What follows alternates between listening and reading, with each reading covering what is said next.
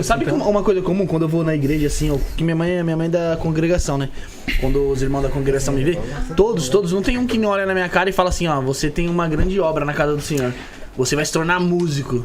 Então, mas sabe por quê? É porque assim, cara, vamos pensar, eu vivo num mundo onde eu tenho a parede da igreja como o meu local de vida. Uhum. Esse é o meu mundinho. Qual é o meu ápice? Meu ápice é tocar um trompete lá no púlpito pra fazer solo pro pastor. Uhum.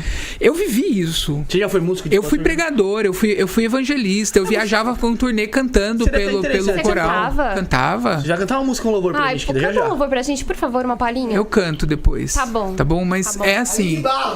Eu cantava na igreja. Eu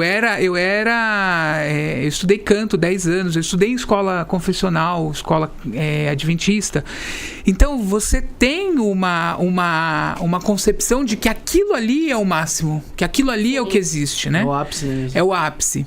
Mas o que eu queria trazer aqui pra gente refletir é o seguinte: na Bíblia a gente tem várias passagens que falam a respeito da proibição do povo hebreu, que na época antes de Moisés e após Moisés também, onde a gente tinha proibição deles fazerem consultas com pessoas videntes, com bruxos, com feiticeiros.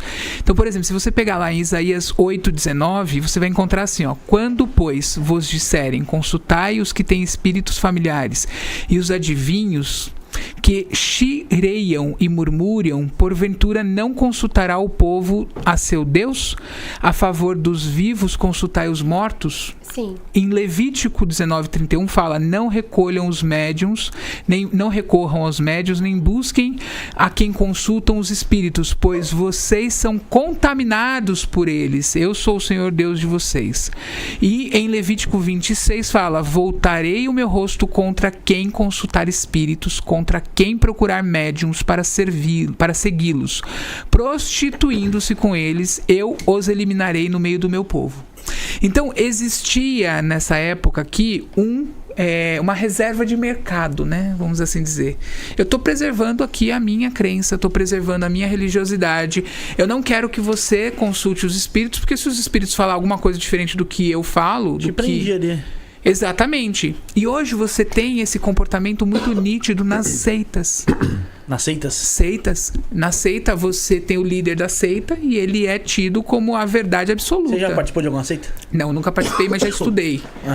Tem Participei em outras vidas, mas aí é uma história que é meio pesada. Mas eu já em outras vidas eu já tive a revelação de que eu fui Depois se quiser contar, pode. Eu fui um líder de seita. Depois eu conto essa história numa apometria. Numa apometria eu vi toda essa história pregressa e foi bem triste. Mas o que eu quero trazer aqui pra gente refletir, né? É que existia e existe uma proibição bíblica em relação às práticas oraculares, às práticas de feitiçaria, a parte de magia ou qualquer outra coisa que fuja ao cristianismo. Tem uma passagem em Samuel, 1 Samuel, que fala de Saul, que Saul foi consultar uma vidente e ele levou ali uma coça, né? Então, a gente olha para esse contexto da religião diferente do cristianismo, da religião que é uma religião que tem um conceito mais tribal, por exemplo, como Umbanda, Candomblé, como o próprio Ifá. A gente olha para uma religião que tem um conceito de ter lá os seus santos, as suas imagens, como o próprio catolicismo. Tudo isso é muito mal visto se você for olhar o texto bíblico na íntegra. Se você for pegar a Bíblia e ler na literalidade, né? Você vai ver que todo mundo, idólatra, mentiroso, feiticeiro, homossexual, vai tudo pro inferno. Você consultar ou ter contato com algum médico, com um médium também, você... fala assim. Não, você pisou, se for da tua família, você tem que excluir. Oxe.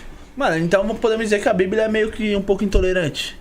Um pouco não, né? Um pouco. Só que eu tenho uma coisa pra contar que é fofoca. Ai, eu gosto de fofoca. Fofoca bíblica? Os hebreus, eles proibiam a prática oracular. Sim. Mas eles tinham a prática oracular deles. Você já ouviu falar em Urim e Tumim? Não. Urim e Tumim eram 2 pedrinhas, uma branca e uma preta, que o sacerdote tinha, e ele usava isso para fazer processos divinatórios. Então, por exemplo, Búzios. era tipo uma geomancia. Então ele perguntava para Deus: posso fazer tal coisa? Se ele pegasse a pedrinha branca, era que ele podia. Se ele pegasse a pedrinha preta, que era não podia. Entendi. Tipo, Era um jogo binário ali. Sim, era Urim e Tumim. O Charlie. Isso. E o Urim e Tumim, ele é representado. Eu fiz um levantamento. A gente tem 10 passagens bíblicas. Esdras, 1 Samuel, até no livro de Atos, que é no Novo Testamento, fala do Urim e Tumim. Também fala Urim e Tumim. É sério? Sério. Só quem podia fazer esse jogo era o sacerdote, né? Não precisava ser o sumo sacerdote, era o sacerdote.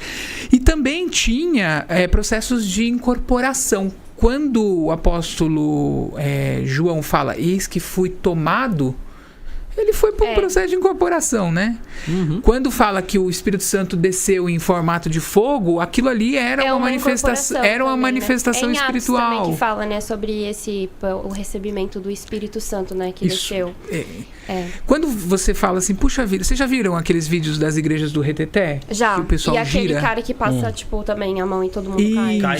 Isso aí, gente, é espiritualidade.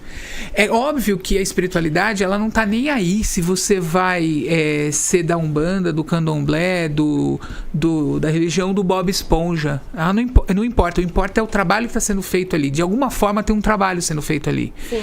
Só que a gente tem que entender que não existe só uma forma de espiritualidade. E aí que começa a intolerância. Quando eu quero que a minha forma de espiritualidade seja superior, melhor, mais adequada, mais aceitável do que a dos outros. Com certeza. Entende? Então, esse é o processo. E a gente tem que procurar entender que na própria Bíblia diz, antigamente em Israel, indo alguém consultar a Deus, dizia assim, vinde e vamos ao vidente, porque o profeta de hoje, antigamente se chamava vidente.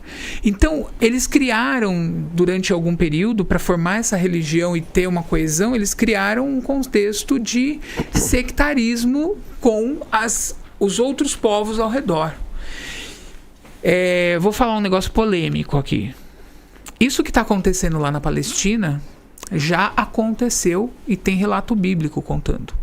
No livro de Josué conta que o povo hebreu invadiu a Cananeia e matou mulheres, crianças, animais para se estabelecer na Canaã. Dizimou. E hoje eles estão fazendo a mesma coisa, né? Palestina. Com o povo palestino. É lamentável. Então, a gente tem que entender que o cristianismo é derivado dessa cultura judaica e esse sincretismo cristão trouxe também essa intolerância. Bruno, mas você, assim, como uma pessoa que você cresceu dentro da igreja e você se aprofundou tanto, você demorou muito para poder também se libertar dessas crenças limitantes? Então, você só se liberta de crença limitante quando você tem uma experiência. Eu era eu acreditava muito na imortalidade da alma. Morreu, vai pro inferno. Mas eu via espírito. Então, pra mim, o espírito que eu via era o diabo que tava me tentando. Era anjo caído que tava, né? Então, o que acontece? Eu tive que sair do corpo, ter uma experiência de projeção astral, conversar com o pessoal lá de fora, pra depois eu entender que aquilo não era daquele jeito.